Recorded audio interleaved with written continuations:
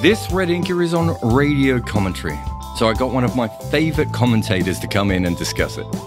Daniel Norcross, broadcaster and occasional writer. In this episode, we talk about how cricket commentary is basically surgery, or a Hitchcock bomb, or what do you say when nothing happens? On top of both being commentators, we've always been very obsessed with commentators and how cricket broadcasts and sounds and everything sort of come together. So that's essentially what this is. It's on the art and science of cricket commentary.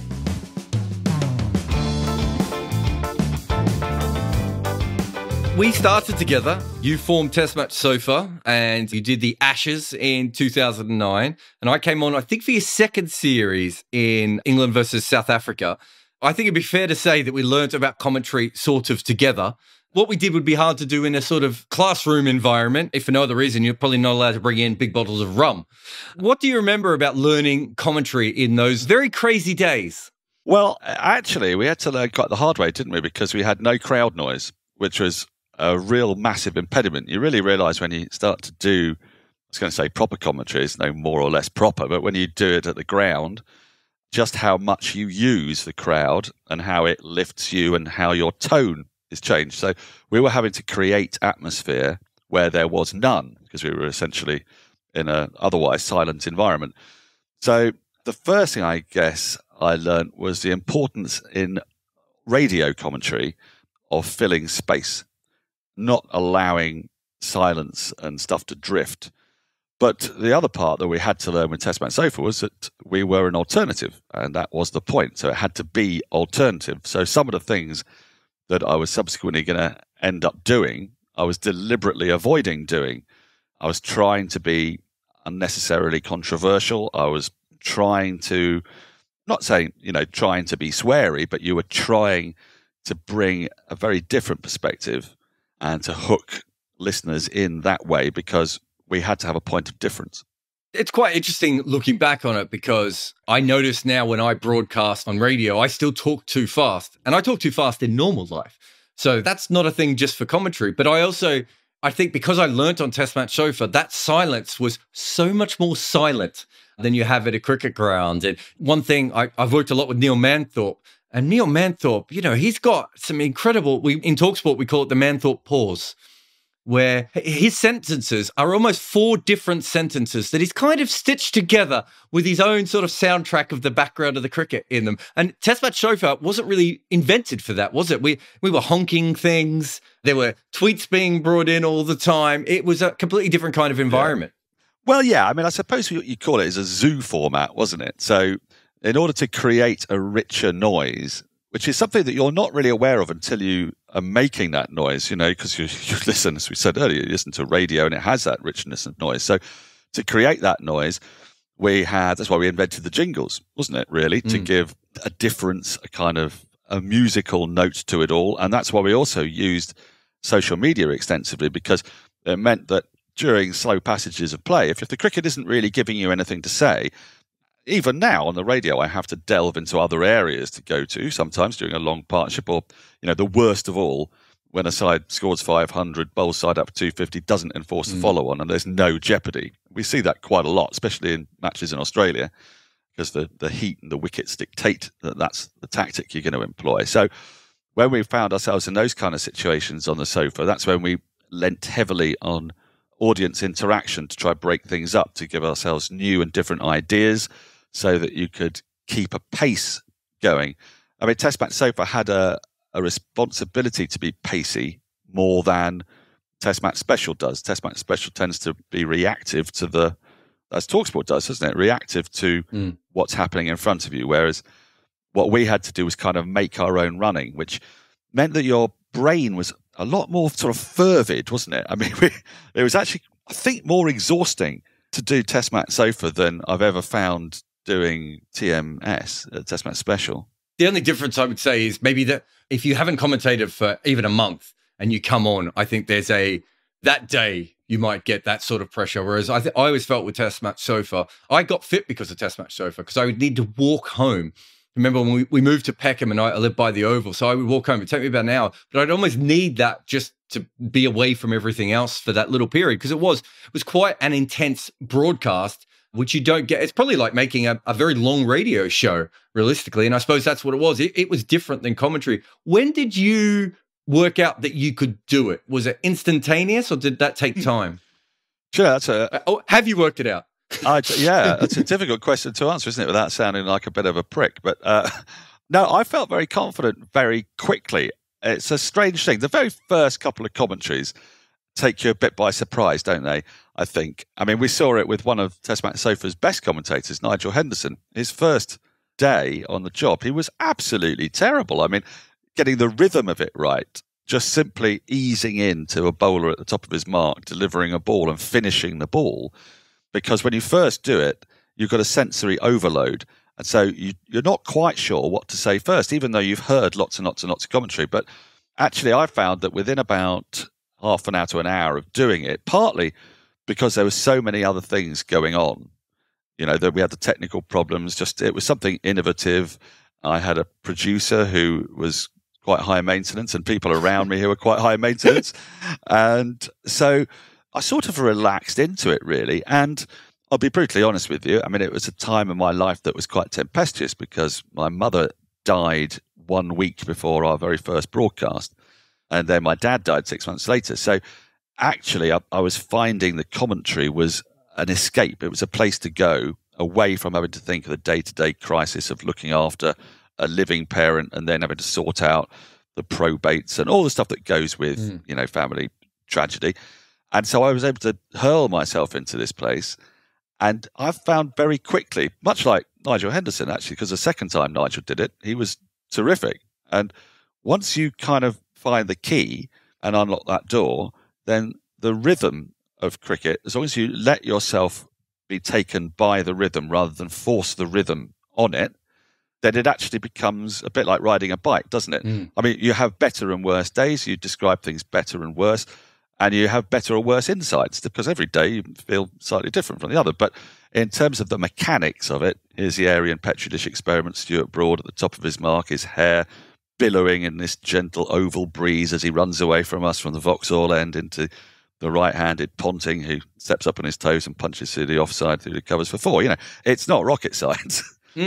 It's really interesting, isn't it? I found the pattern and the rhythm of it a little bit hard because I'd never deconstructed it in my mind before. So I was sort of coming at it.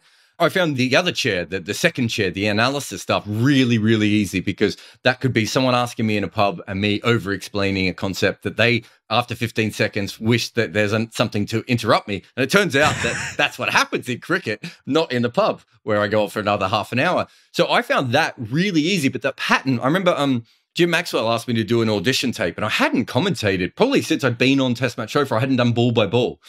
I'd done a little bit of analysis occasionally for BBC and county guys had got me in and those sorts of things, but I hadn't done any ball by ball. And he asked me to do it. So I went up and luckily the Middlesex guys let me on and I did my recording. And then I sent it off to him and he said, "Your beat's off." And he ended up getting me to do analysis rather than the more obvious thing, which would be you just have to get your rhythm back and your pattern back. I ended up doing analysis. And it was just because I couldn't get that sort of natural thing. Whereas I think for guys like you and Nigel Henderson and Neil Manthorpe's another one, that rhythm is much more natural for you guys. Yeah, I mean, what I do to set the rhythm is just an easy trick, actually. And for radio, it's absolutely necessary. It's a trick I learned when I was 18. I'd go to the Oval and there was this blind guy, lovely bloke, and his hearing was astounding, as often is the case. And I remember saying to him, "It's Clark bowling, and that's been edged down to third man." And he said, "I know it's been edged down to third man. I can hear that. Is there a third man?" I thought, good point. Right, so you know where it is, but you don't know where the field is. So I tried to do it at the start of every over, and whenever there's a field set change, I will place the rhythm in by saying, Broad's coming over the wicket. He's got 2 slips, gully, point, extra, mid-off, mid-wicket, square leg and a long leg. And then just by doing that and going round in that circle, that has a natural rhythm to it and it ends on a downbeat and a long leg. Then he runs away from us. He's up to the wicket. And then after that, you're there. You're in the rhythm. Tony Cozier once said something which is I've taken to heart quite a lot, and I try to do it, but don't always. He said, never say he bowls because you waste something there. So he's up to the wicket and Ponting plays that full ball off the front foot into the offside or something of that sort. So you take out he bowls because that, with a fast bowler, can wreck your rhythm. Once you've said he bowls, the ball's been delivered, it's down the other end, and then you're playing catch up.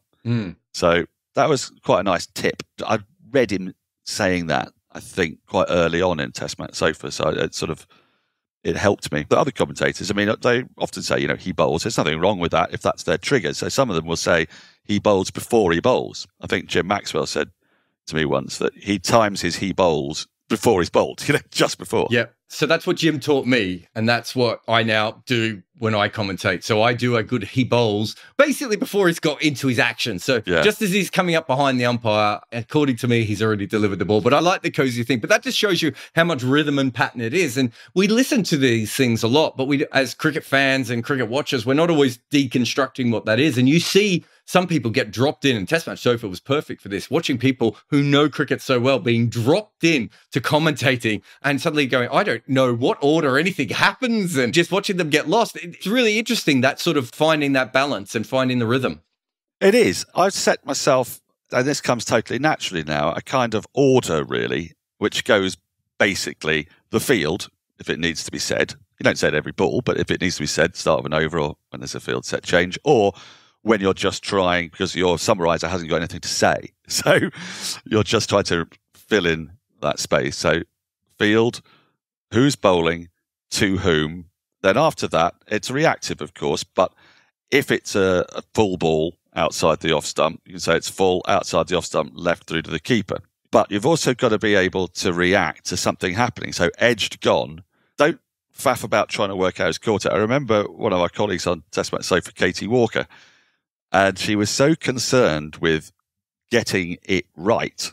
So being able to say, that's taken the outside edge and gone to first slip where X has taken the catch and so is out, that she was actually going through all that while the ball's been thrown in the air and the fielders are all hugging each other and you've missed all the colour. So you have to have the ability to react rapidly to change the circumstance. The crowd is going to start shouting quickly. So you have to be able to go edged gone, not, and he's played a flashing drive at that's taken the edge and the keeper's taken the catch, because by then the crowd's gone, Wah! And your headphones are all filled with this noise and you've missed the news, So there's that. But the other part of it is following the ball to the very end. Alison Mitchell says this on a recent podcast just done, actually, on the history of commentary, that one of the first things she learned was taking the ball from the moment we consider it live, which should be the bowler at the top of his mark. Don't always get that chance if the summariser's talking, but top of his mark to the point when the ball is dead, it's finished. So you are in control of that whole process. And what you do is you follow the ball. And this was something that Jonathan Agnew said to me, when one area I've struggled with always is run-outs. And this is all getting quite technical now, isn't it? But I like it. Run-outs, you'd think, why are run-outs difficult?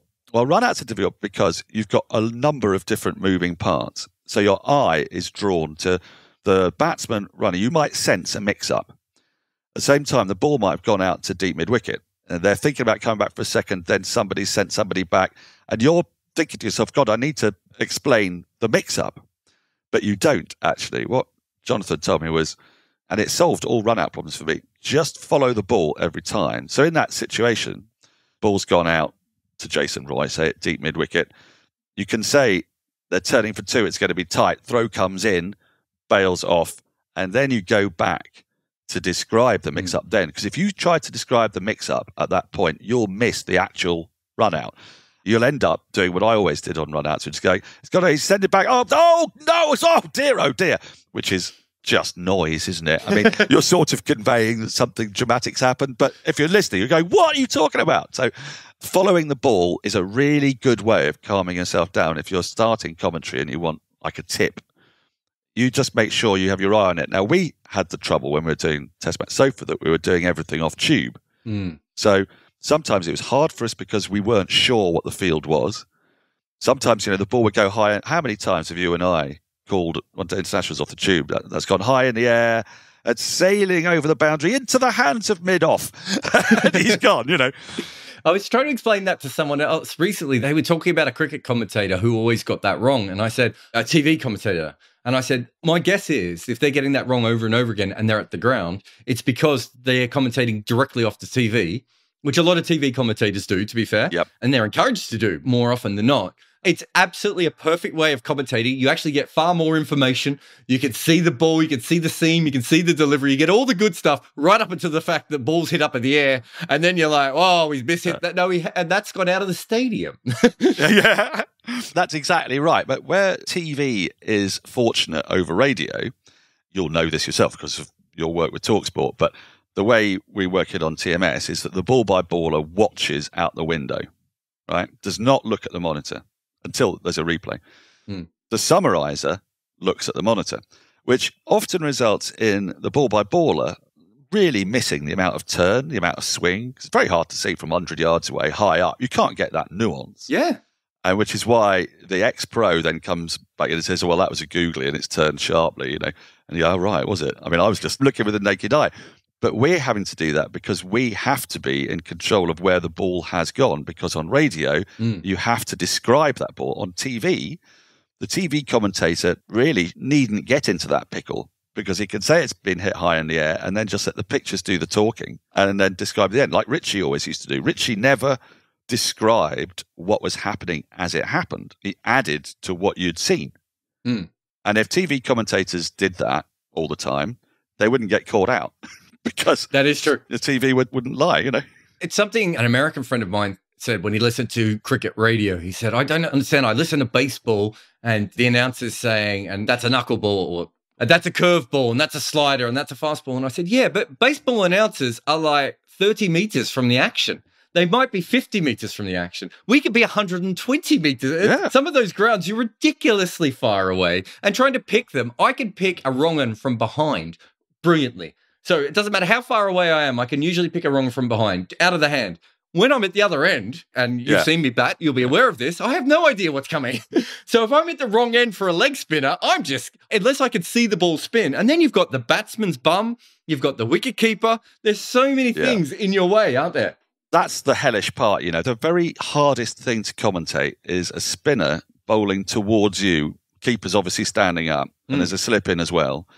I mean, the very first wicket I got on Test match, especially in a Test match, was Edgbaston 2016, and I think it was Hales. And I couldn't tell how he was out. I knew he was out, but I couldn't tell that he'd been bowled.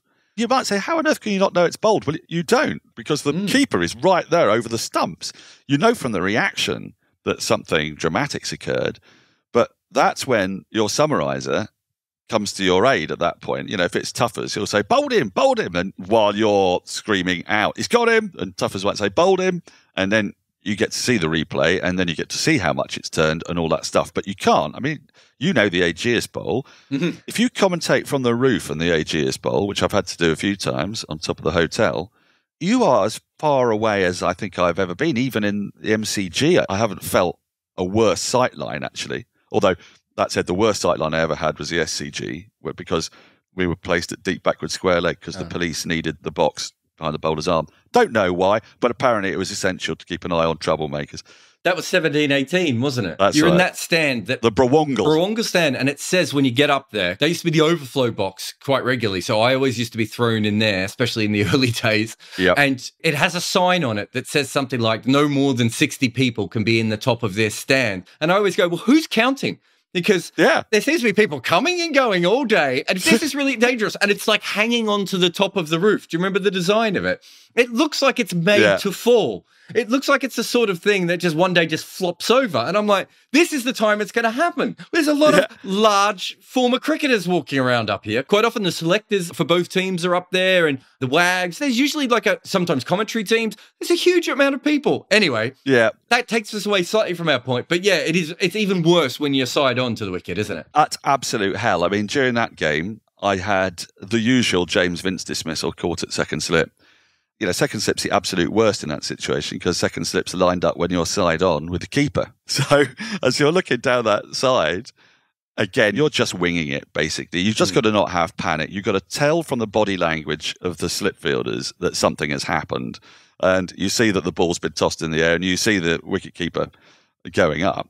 And you just hope that Vince has played the same shot he's played 7 times already in the Ashes series and got out that way because it's easier that way than had he done something awkward. I mean, Derby was dreadful for that until they put in the new stand. I once This was the toughest game I've ever commentated, between the Indians and Derbyshire. So the Indians, as is their wont when they play these games, have all 17 members of the squad play, and they just come and go. They come on and off like ice hockey. You've got no real warning of who's come on and who's come off. And the fifth ball of the last over before lunch, Chesney Hughes, the left-hander, was batting. At least you can notice him from a long way away, just shoulders alone. Well, you sort of can, except when the umpire is sort of in your way, because square leg umpire, right? So I'm in a line, he's a left-hander, so it's a double trouble. Square leg umpires between me and him, Chesney. On comes Ravindra Jadeja. It's the fifth ball of the over. I'm already a bit cheesed off because this game is the hardest game to commentate. You've got no context. Nobody cares about the score. You're just commentating a net. There's no jeopardy. There's no excitement. He played this ball out. I saw the ball sort of land, not quite at his feet, at his back foot, really, or be at his back foot, but stopped. And then the players just trooped off. And I said, well, that's intriguing. They can't be bothered either. So they've given up with one ball left of the over to go before lunch. Anyway, that is lunch. And then as the umpire moved in, I saw that one of the stumps was bent back at an angle. It bowled him. But I had no way of telling. I had no way of telling from the player's reaction. I had no way of telling because I couldn't see the stumps because the umpire was between him and it. That side on is an absolute nightmare. Ian O'Brien did a couple of seasons at Derby from that box, and he told me that the trick with side on is you just have to watch the batsman's feet. You don't look at his hands or his bat. You gauge what the ball's doing if it's swinging by where their feet position go. And you see their hands extend out afterwards. So if they're kind of lurching at it, you get the idea there's been a bit of a way swing. But you have to pick up totally different triggers. When you're right behind, and we've commentated so many balls now and seen so much cricket, that people don't appreciate how their instinct will help them out. It does. In just the same way as it helps out a batsman, the batsman's not thinking. He's getting a whole series of cues from a bowler bowling. The commentator has a whole series of cues that they don't realise from the batsman's body shape, which help to inform them of whether that ball's swung away, swung in, whether it's spun, which way it's going, whether it's shot, whether it's kept a little bit low. All that you pick up by instinct. But from side on, you have to find totally different instincts and interpret them. So, yeah, it's hell. And I don't think Sydney and Derby are the only grounds that have done that. Lots of commentators have had to endure that sort of thing. Most of the time, you're pretty lucky at a test ground, certainly. But you know, not always. Wormsley was a nightmare because the other one is height. I don't know if you've ever commentated at essentially ground level. Yeah, it's impossible. It is. Now, at Hove, when there's a game at Hove that's on the telly, the Sky Boys have the main commentary box, which is quite low down anyway. It's a bit like Worcester, you know, it's only sort of one floor up, so you haven't got a lot of elevation to get perspective, which you really need for shots to go in the air, for example. And then there's a tiny box that the BBC Five Live Sports Extra team will use. You can fit two people in. But the county commentary guys will frequently do it from a table at ground level, literally ground level. And that is really tough. And that's at an angle as well. So they're in effect at third man, relatively wide third man. Now, you imagine I had to do something similar at Wormsley. The first test match I did for TMS was actually the women's test between England and India at Wormsley. And we were in a gazebo. And, you know, Wormsley, it was about 4 feet off the ground. You know, not off the ground, but, you know, it's that raised mound that goes around it. It's only about 4 feet off. And you try telling the easy difference between, it appears to me there weren't a lot of televised Indian matches at that time, between Rajeshwari Gaikwad and Ekta Bisht wearing hats from a distance and at ground level. It's extremely difficult. So what you tend to do is just allow your commentary to be a little less specific until you know for sure what's happened. And you can do that in your form of words, can't you? You can, where you have the confidence at Lord's, the best, for my mind, would you say the best site ground, probably? Oh, Trent Bridge. Oh, yeah, actually, Trent Bridge, you're a little higher. Yeah. Little high. Yeah, I'd say Lord's is just magnificent. That's where you can go edged gone. That's where you can go. That's going to run down the hill for 4. It's going to go to the right of cover. You've got the perfect perspective to see all your angles. When you don't have that, you slightly fudge it a bit till you can go back. And the problem with, of course, Wormsy was, and that game was it wasn't being televised, so you didn't have any stuff to cling on to. The advantage of that, though, is that no one can see. So I was going to say, you can say pretty much what you like. I've always said that writing on county cricket was my favourite thing before the cameras came in, because you just wouldn't get 34 people afterwards go, well, I think you'll find that wasn't a paddle sweep. It was a normal sweep, but he got it a little bit finer because he got inside. No, in county cricket, it's a paddle sweep. If I say it's a paddle sweep, perfect example of that in writing, but it works in commentary as well, was one of my first ever games in the UK, 2008 county game. And Imran Tahir was bowling. He bowled what looked like to some of us as a zooter, what looked like to some of us as a flipper, and what looked like to others as a top spinner. And I remember all the different columns all going with different things, and it just didn't matter. Whereas now there'd be a blog on that, someone would do a podcast on it. You know, things have changed for the better, but it doesn't mean that those sorts of things happen. Well, we're screwed with that now as well, of course, because on TMS, until recently, although some people were watching it on the telly and then, you know, and having the radio on, that happened. But they didn't have social media necessarily in quite the same way. Now, recently, with the deal that the BBC have done, they get the clips. And they put the clips of the wickets up. Now, before, you were able to go edge gone or that's taken the off stump. Sometimes, you know, when they're bowling towards you, as we said before, with the keeper in the way, you might say, oh, well, that's taken as off stump, and only to discover later that it's his middle stump. But now, with a bloody clip on, you are terribly exposed. So you have to be a little bit more careful about bodging it, unfortunately. So we talked about the mechanics of it. The one mechanic that we haven't talked about is, I remember when you first got the job, I think it might have been when you started on the men's cricket, Jonathan Wilson putting up a tweet saying that your voice was the very best at public school and too many cigarettes could buy. I forget the exact tweet, but you are blessed. I remember having a similar conversation with Mel Jones. So when I was consulting for ABC, I was saying to ABC, I don't understand why you're not getting Mel Jones involved. She has a broadcast voice and she knows cricket and she's an engaging person to listen to. You're kind of hitting a few sweet spots there. How lucky do you think you are to have the voice? Oh, enormously lucky, yeah. Massively lucky. A broadcasting voice. Somebody said to me once, the only person who's ever told me not to give up smoking, I'm not going to say who it was because I don't want to embarrass him, but he was somebody who offers tips to broadcasters, and his voice is a little higher than he'd like it to be. And he said to me at one point, do you smoke? I said, yes, I do. And I thought it was going to be one of those, because there's always that conversation. You shouldn't. It's very bad for you. He said, never stop. I said, really? Why? He says, well, because your voice is about 4 tones lower than it otherwise would be. And the depth of tone is great fortune to have. It's also cost me an awful lot in tax and health. So I'm really not recommending it, kids. Don't go out there to smoke to become a commentator. But I mean, it's one of the reasons. Mel Jones is a terrific broadcaster. I just think she's brilliant. But one of the reasons why you're drawn to her is that the depth of her voice has such richness. And when you think back to all the broadcasters that we all really sort of obsess over, Arlott, Tony Cozier, I mean, what a richness of his voice, Michael Holding. One of the things that they tend to have in common is that they've got this kind of slight smokiness. I don't mean literally in terms of smoking, I mean just the timbre of the voice, which is fortunate. The other thing that I had, and a lot of broadcasters have as well, is mimicry. So when I was a kid, I used to mimic all the time. I used to mimic the Muppets. I used to mimic Peter Sellers doing Clouseau. You know, I used to mimic the commentators.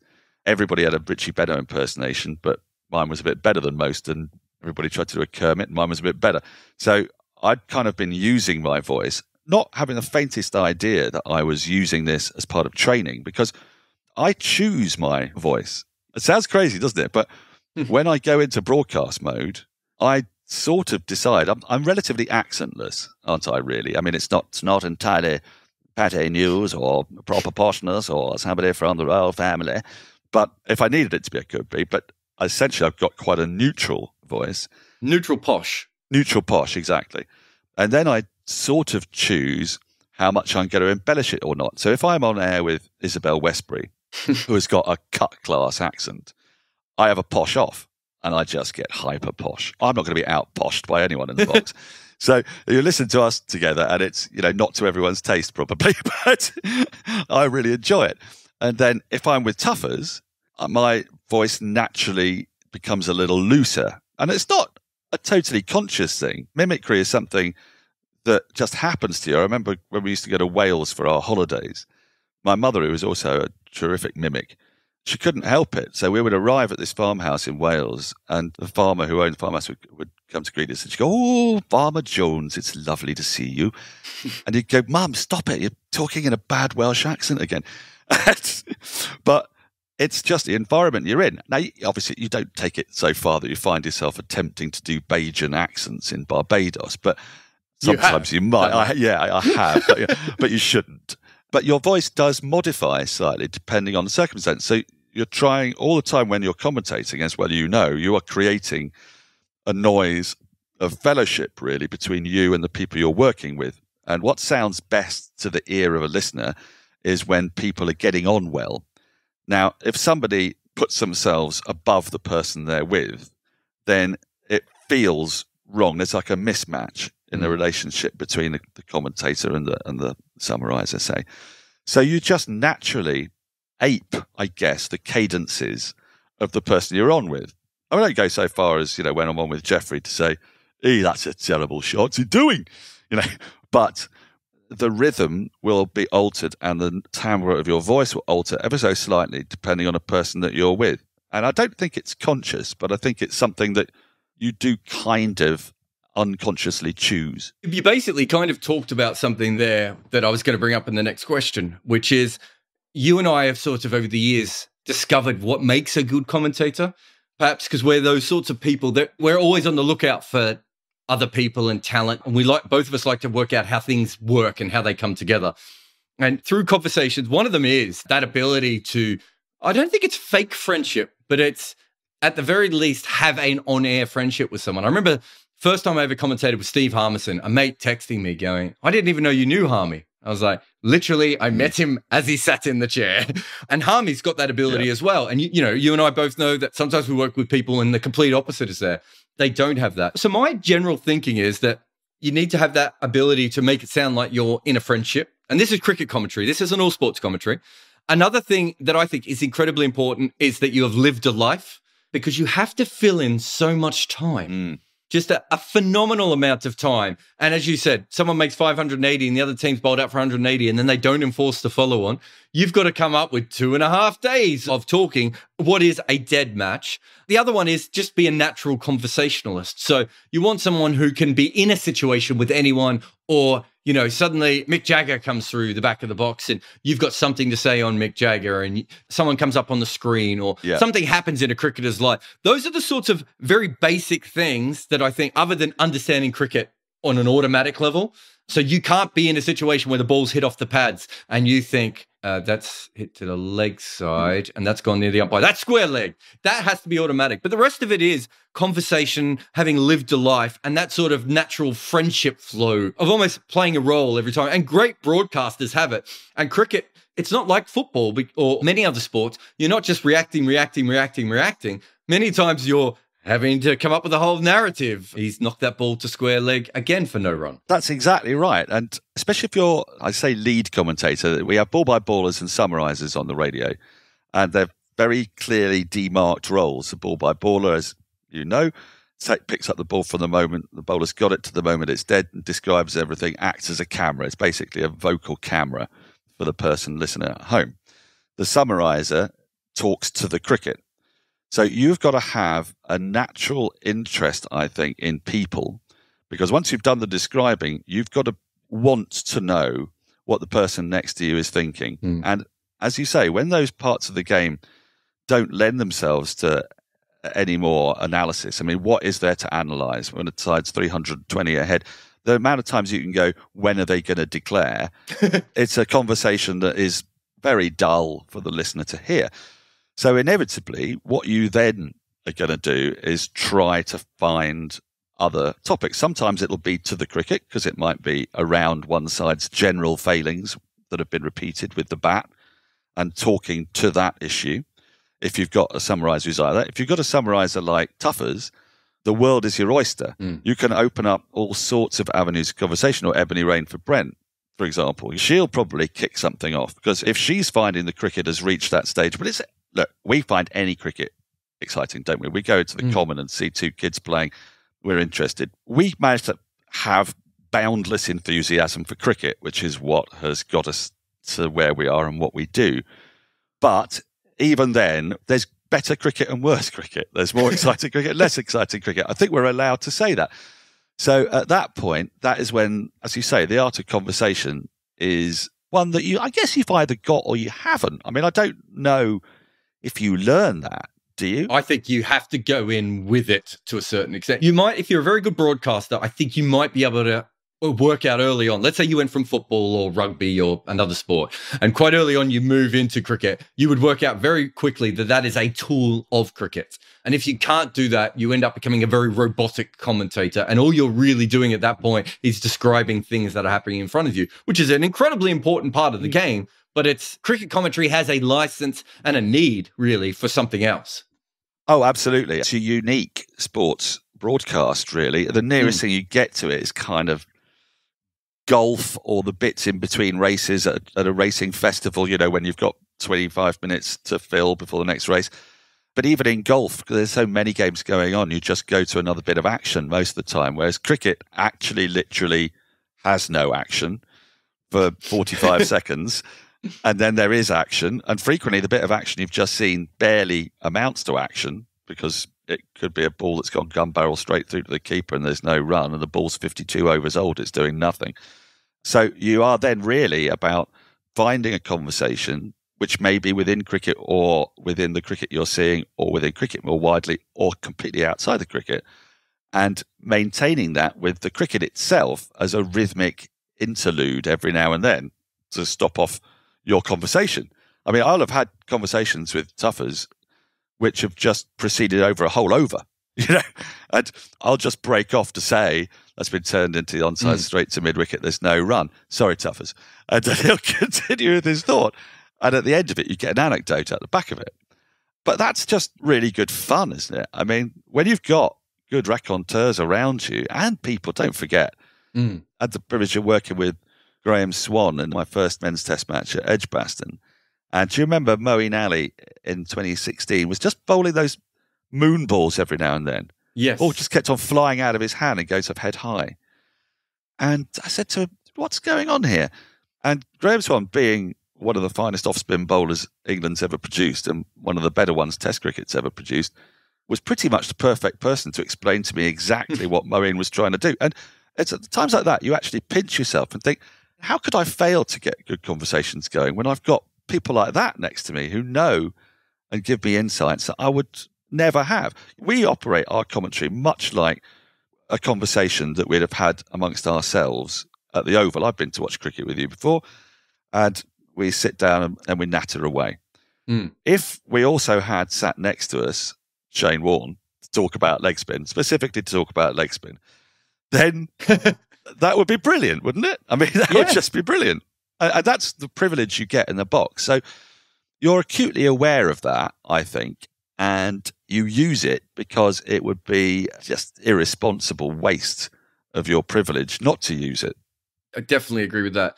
Ian Danter recently put up, I say recently, I suppose it was when life was still normal. He put up a tweet of his notes, incredibly detailed notes, very Ian Danter-like notes. For a man who likes heavy metal music, he's the most organized person that you'll ever come across. They're very professional. And I tweeted it to go, this is what a professional does. And then a bunch of people contacted me to go, well, what do you do in cricket?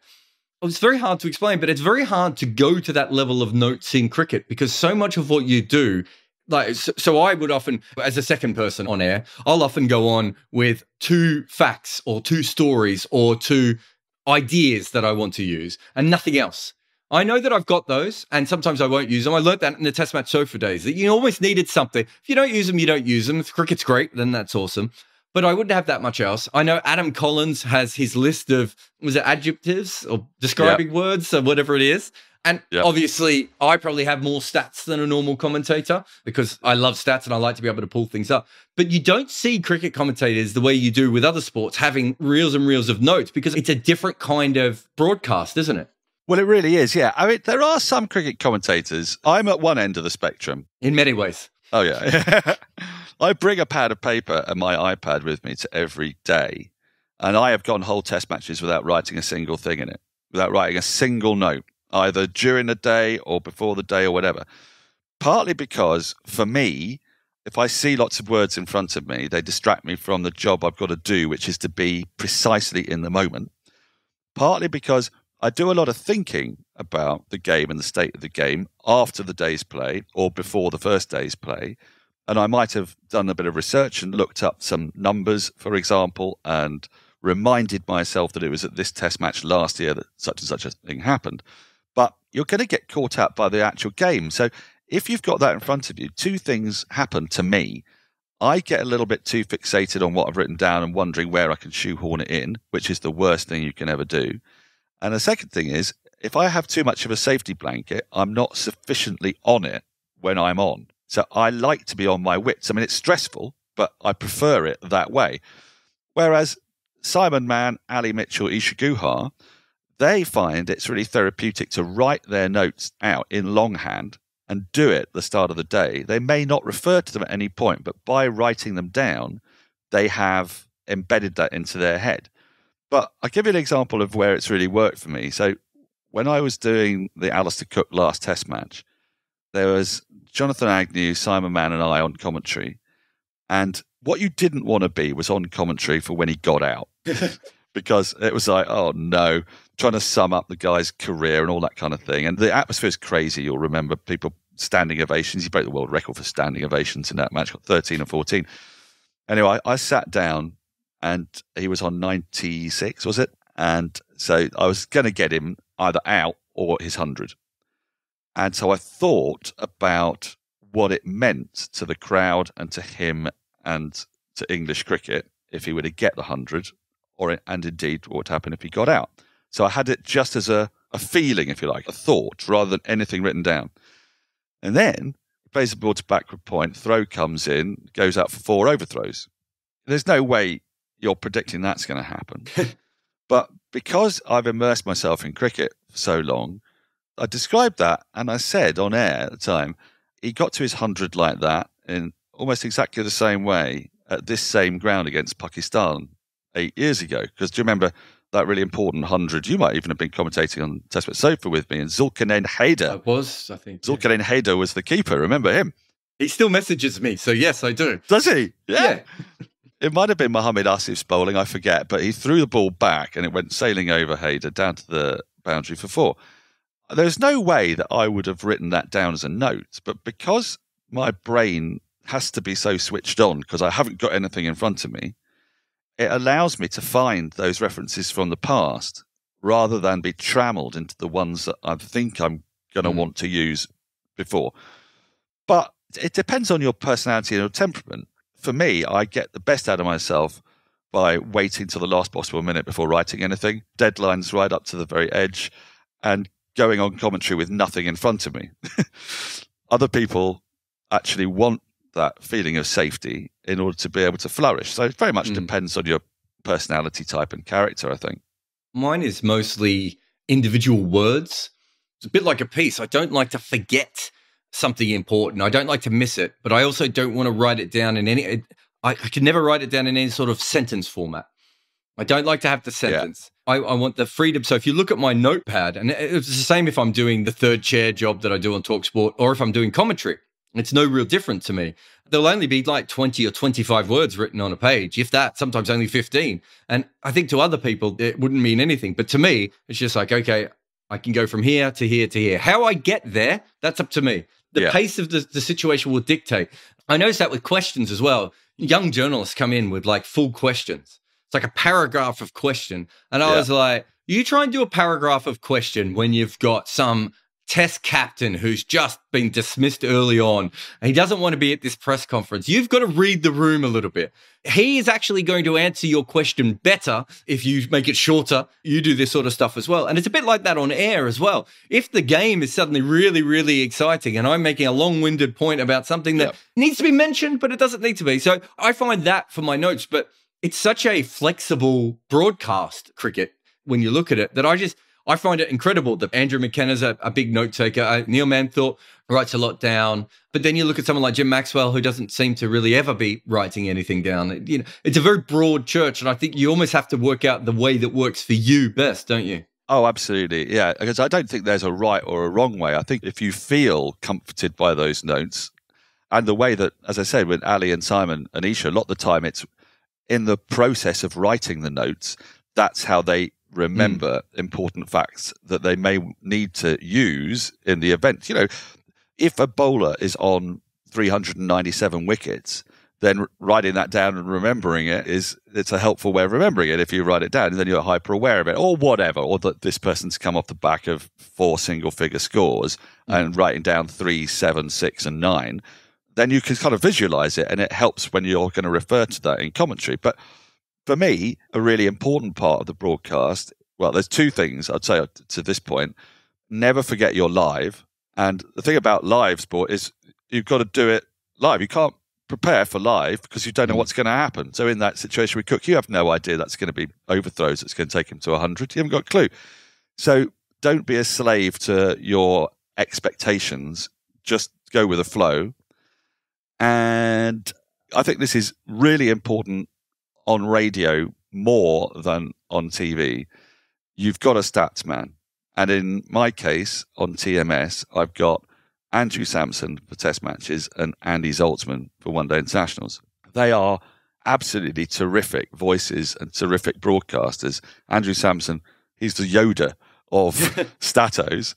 And Zaltzman is just so naturally engaging, entertaining, amusing and obsessive that it's criminal not to use them. So I don't need to be there with all the stats. Sometimes if I want a stat, the right thing for the program is for me to ask a question to Andrew Sampson. It has the twin effect of bringing Andrew into the program, and he's a very, very good man to have on the program.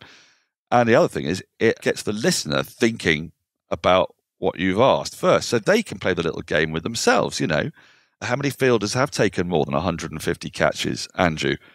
Andrew's going to take 30 seconds finding that for me. In the meantime, the audience is thinking, Mark Waugh will have done, wouldn't he? Would Mark Taylor have done it as well? Bobby Simpson, perhaps? Oh, I don't know, Jack Callis. So it's really annoying me how many of those answers you got wrong then, but let's just carry on. Well, no, I'm putting myself into the mind of the listener, you know. It still annoyed me, though. But the listener can then play along, you know, and you're bringing them in. The broadcast is not set up for you to show off as a ball-by-baller. It's not set up for you to show off that you know everything. That's not the point, you know. You've got somebody there who does know everything, so use him. I suppose lastly, I think we've talked a lot about the mechanics of it and how it works and how we both put it together. You started in 2009, so it's over a decade now of broadcasting. And you've talked about TMS, well, the 2 TMSs for you. You've broadcast some dog cricket, not actual dogs, although that would have been better at times, but random games, charity games, all sorts of things. Is there anything that we're missing in commentary that we can move things forward a little bit? Well, this is a really good question because, you know, the 100 is going to come up at some point. And I was at the CPL draft with you and someone from the BBC. We were discussing that, weren't we? You know, what we should do for the 100 that we wouldn't do for something else. Exactly. And there's a very great need cricket always feels, because cricket has, as you know, felt under the pump since about 1830 or something, hasn't it? I mean, literally forever, since it's been around. So our current fixation is how we can bring people into the game, because interest is dwindling in Britain and there isn't that expertise. So is listening to a 50-year-old public school man with a smoky voice saying, and here comes Broad, he's got 2 slips, a silly mid-off, a short leg, a leg gully. Probably not in the 100, but yes. Yeah, a deep backward square leg. Yeah, but that's because we've been doing it that way. Does that actually alienate new listeners? Because the moment they tune in, they hear a load of code. We know what it all means, but a new listener will go, what the hell do all these terms mean? What the hell is a gully, for God's sake, you know? Because it's not self-explanatory. No, I would say a huge amount of cricket fans, if you took away the names, well, I know this, I've done this before, with people who really know cricket. I'm not talking about tricky ones like extra cover, which could trip up anyone. I'm talking about they don't know where these fielding positions are. No. I think we think they know a lot more, but there's a reason that they don't. If you haven't played a lot of cricket, how many times have you been with a cricketer and they'll have played 100 games in their life and you'll say, just go to cover, and they look at you blankly? Oh, I know. It's startling, isn't it? Yeah. But my argument is that it's kind of another reason for why you do it. And it comes back to one of the first things we talked about here. It's about rhythm. And in a way, people aren't actually alienated because it's like a kind of oral poetry. It's like sort of water flowing gently from a tap or a gentle stream, which is why you say two slips, gully, cover, extra cover, mid-off, mid-wicket, square leg and a long leg. People don't go, well, I don't know what's just happened there. So many words are said on radio that a lot of it is sound. What they're hearing is sound. And so the rhythm of your voice takes you up and down. Tony Cozy was the absolute best at this. You could turn on the radio. If you got me a bit of Tony Cozier at random, I'd be able to tell you within 30 seconds whether the match was on a knife edge, whether one side was well ahead of the other, whether it was really early doors in the match and we still didn't know, because the tone of his voice and the rhythm of how he did it communicated to you something above and beyond the actual individual moments that you were seeing out there. It actually explained the situation amazingly. Now, there will be an expectation that when we come to do the 100, we're going to try to de-jargonize it in order to make it more accessible. And then that's going to pose some interesting issues, because if you say that's been hit down to the fielder who's to the right of the right-handed batsman on the edge of the boundary in a direct angle of roughly 45 degrees, that's considerably more alienating than third man. That's gone down to third man. But in a sense, we're going to have to try to find ways of doing this, I think. Also, I take you back to the idea that cricket commentary is set in stone, that there is a right way and a wrong way. You listen to John Arlott, which you will have done, doing Bradman's last ball, and it's staggering, actually. You could never do that now. Hollies, bowled him. Now, the total silence from Arlott, I know this because we just listened to this clip for this podcast we're doing, 48 seconds from Arlott of total silence. Pretty polite applause, because I don't know whether the mics weren't turned up or whether people just clapped slightly differently in those days. But, there wasn't cheering. And all you hear is that. And then he waits and waits and waits and waits and waits. And then he delivers a potentially rather specious line, doesn't he, about, I wonder if you can really see the ball properly when you've come out to play your last test innings in front of a guard of honour or something, implying that he had a tear in his eye, which was a lovely flourish. But that suited 1948.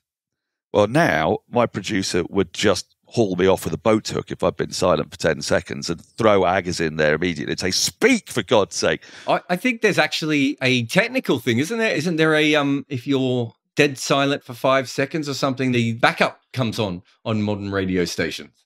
Yeah, probably does. I think you go back to the studio or something. So you couldn't even do that. So when I got involved, and I think it's a perfect example, I don't think that, I haven't talked to all the commentators, but I think there was a few commentators who were like, you can't commentate the way that you commentate, because you commentate like you're an analyst and a ball-by-baller at the same time. And I said, but I am an analyst and a ball-by-baller. And my style is always going to be different to anyone else's, because I put it together with Dr. Frankenstein's monster style Dan Norcross.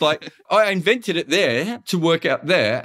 But if you look at what I do, it is that. It wasn't until Manners, actually. And when Neil Manthorpe sort of said to me, oh, I thought you were doing that on purpose. I said, I don't know what I'm doing. And he said, well, keep doing that, because no one else will be able to do that for a while. So that'll be your thing. Yeah. But that actually, it probably cost me a lot of jobs, because a lot of people were like, oh, you should do it this way. And I was like, I don't think that that's the case anymore. I think it's an equal partnership, because I think what happened was before you had very much the commentator was so didactic, and then you would go for 15 seconds of analysis. And it's just like, when I do ball by ball with people, I get two things. I either get, you didn't let me talk, or you kept asking me to talk too much. And I was like, well, we're having a conversation, mate.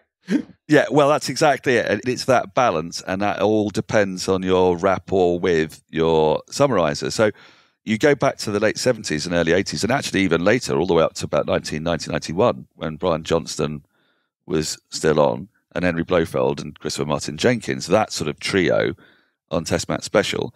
And the way it worked was that the ball-by-baller had the ball at the beginning of the over and did not relinquish the microphone until the last ball of the over, quite frequently, and then goes over to Trevor Bailey, Fred Truman, whoever it happens to be, and then they speak through the break and the over with their thoughts and insights, and then you go back to the ball-by-baller. Well, now we're conducting a conversation, as I said earlier, throughout the over. Sometimes, between balls, the same conversation concluding maybe 2 overs later if nothing has come in to stop it. Yep. So you've got a totally different style going. Crucially, of course, all this comes back to what is right and what's wrong. What's right is being you. You have to be you.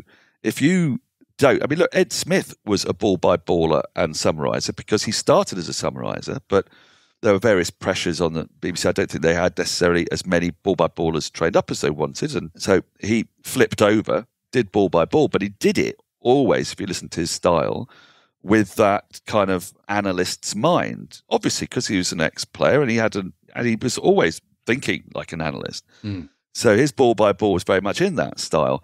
My analysis tends to be, I look at it from a captaincy perspective and a game perspective. You know, why is this happening in the game now? What should the captain be looking to do?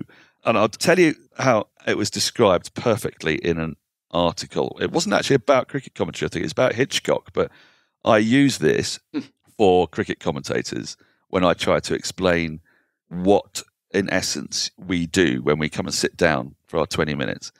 And a lot of the time, it's this. Right? In Hitchcock, you see a bomb under a table, yeah? So there's 2 people chatting, and then it'll cut, and there'll be a bomb under the table. And then you go back to the 2 of them chatting, and then there'll be a quick reminder that there's a bomb there. What you're doing there is you're setting up this bomb that may or may not go off. If you didn't do it that way, if they just chatted and then a bomb exploded, that would be the first episode of a series of 24, wouldn't it? So that's basically for the shock value. What you do as a ball-by-baller is you sit down and you go, where's the bomb? And the bomb here is, how are they going to get out Virat Kohli? What is the method for doing it? Which bowlers should be doing it? What's the plan for doing it? What's the captain doing right? Or Steve Smith, you know. And that is the bomb. If the bomb goes off, then you've been speaking to that bomb. If it doesn't go off, it doesn't go off. But at least you've raised the tension about there being a bomb there, if you see what I mean. So that would be my style, I guess, if I was to summarise it. And if the bomb is not about cricket, if it's about something else, if it's about Tuffers appearing on a painting programme, then what you're doing is you're waiting for the bomb to explode at the end of the anecdote, which is, you know, and then reader, it was an absolutely terrible painting and I lost the competition or whatever. Do you know what I mean? Yeah.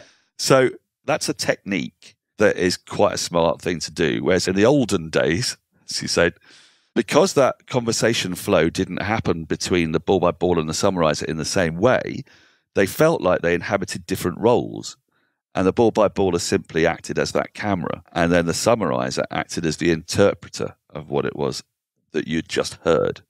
Now I think we've got a much more fun, fluid mix between summariser, ball-by-baller and statistician.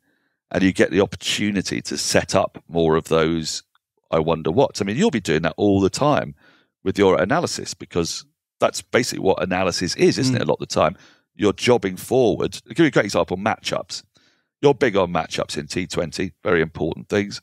So you're sitting down, batsman comes in, Kevin Peterson, let's say, comes in, and you're going, they're going to bring the left-arm spinner on against him. He's got a notoriously bad record against left-arm spin. You've just set up the bomb. And that's sort of what your role is to do there, isn't it? Yeah, exactly. And I find it even in commentary. I know generally you're with the player, especially because we're non-players, so we're almost always paired up with players. I almost feel that, you know, you're being playful. You know, you're on with Sean Pollock, and so you make a joke about a wicketkeeper sledging, and you wait for him to bite, and there's that little bit of tension there, and whatever it is, it's because the best dialogue, I mean, you talked Hitchcock, Tarantino's the other one, isn't it? It's that moment in Inglourious Bastards where you go underneath and you see the Jewish family are under the floorboards and the French farmer, and the whole conversation completely changes. There's that little bit of tension, and when they start speaking in a different language, and that's kind of what you're doing, isn't it? Because of who I am. You talk about your style of being Hitchcock. Mine's probably more that Tarantino. I'm just always just twisting them a little bit. Yeah. I've got Mark Nicholas on. Mark Nicholas will mention a bunch of cricketers, and then he'll say, oh, and I forgot this guy. And I said, yeah, but Mark, he didn't play for Hampshire. And just let it go. And it doesn't matter if he gets involved in it or not. We just changed it from a friendly chat to something where there's an outcome now. And there's a little bit of competition there. There's a little bit of fun. And that's essentially what you're doing. You're taking a very basic conversation and a reaction to another sport, and you're just amping up tension and amping down tension at different times. That's right. Yeah. Opening and closing a valve, really, aren't you? We're basically heart surgeons. Yeah. Ultimately, it's much, much easier to do, isn't it, if you've immersed your life in cricket? Yes. I mean, let's be really clear about this. I think for people who didn't start their commentary life in cricket and weren't necessarily obsessives about cricket, I think becoming a cricket commentator, you could be trained and you could be trained to do it, and you will find a way of doing it, and you could do it very, very well. For those of us who basically been watching cricket since we're 7 years old, we sort of live in the language of it. It's like being bilingual. You're sort of in the language of cricket. So you know what you're looking out for because you've watched so much cricket. You know where the bombs are, or at least what they're made of. And you just pointing out a whole series of them all over the place over the course of a day. And it's easy to do that if that's exactly what you've been used to doing anyway, because you always watch sport speculatively. When you sit down to watch any bit of cricket, you're thinking about what's going to happen. You don't just sit there and say, this has happened. One last thing, you've got a podcast at the moment, which is all about cricket commentary. Can you run us through that? Yes, it's called Calling the Shots. It's not my idea because that's far too clever for me to have come up with. It was quite smart. It's embedded at the moment inside the Pinch Hitter magazine, which is a terrific initiative which helps freelancers out during this particularly difficult time when, as I'm sure same is true of you, all of our income has instantaneously disappeared. Yeah, wasn't that fun? No, it wasn't great, was it? My last piece of work was the third one-day international between Australia and New Zealand, which never happened. Oh. I was booked for that, and then the New Zealanders had to go home. So nothing in the diary. And the good old Pinch Hitter has marvellously come along and is helping to commission writing and this podcast. It's a 6-part history of cricket commentary. Our first episode, we started at the end, if you like, with the big moments from 2019 and from Ali Mitchell calling the Women's World Cup. So we took Ian Smith and Ali Mitchell and talked to them about how you call a really big moment. So talked a little bit there about preparation and how on earth you plan for either of those World Cups when they ended in such extraordinary fashion, which is great fun. And then we're going to job all the way back to 1922 and Bannerman's testimonial, where the first radio broadcast was made. And we'll do, in this next episode, the stuff before the Second World War, where you've got incredible things. I mean, we talk about the difficulties of commentating side on. Alan McGilvray was commentating in a studio in Paris on a ticker tape. With a pencil. With a pencil that he knocked onto a block of wood. Sometimes he timed it not so well, so you'll hear him say, "That's been driven through the covers before tap," by Donald Bradman. You go, other way around, old boy. But I really enjoy it because you get to delve into those old commentators and how those pioneers saw cricket commentary. You know, when it first started in 1927, it was, in England that is, it was viewed as a ridiculous notion to have cricket commentary. The game was too slow, they thought. They could understand commentary of football and rugby because they're matches that flow. But what on earth do you say when nothing happens? It's amazing how time has moved on, that now we probably think that cricket is the perfect sport for radio commentary. When it first happened, it was seen as the least perfect sport for radio commentary. What do you say when nothing happens could be also the topic of this entire podcast. So thank you very much for coming on. Jarrod, an absolute pleasure. I miss working with you on Test Match Sofa. I hope that we will be reunited at some point down the line. As long as we don't come out of lockdown and discover, I'm getting very worried that all these young people are being encouraged to become commentators. I don't want to have a year of my working life ruined and then come out of lockdown and to discover that there's about 10 bright-eyed, bushy-tailed, brilliant commentators who are going to take our jobs. Being us, we will just find some other weird way to wriggle our way back into the industry. Yeah. You'll never get rid of us. Thanks, mate. Cheers. Thanks for listening. You can follow my guest at Norcross Cricket. I remember when he was at Sofa Dan. Oh, those were the days. I tweet and Instagram and do many other things as well. Also in the show notes is the link to the commentary podcast that Dan is working on with Adam Collins. If you could place a review on Apple Podcasts, I'm not 100% sure, but I believe an angel gets to listen to the show every time you do. So that's quite an important thing there. If you like angels, if you believe in angels, if you like the show. Also, this podcast is made possible by the people who support us at Patreon. They listen to this first, and they're wonderful, each in their own unique ways. So if you can help us out on Patreon, it is very helpful. Red Inca is made by me, Jarrod Kimber. Nick McCorriston is the Mixmaster General, and the theme tune is by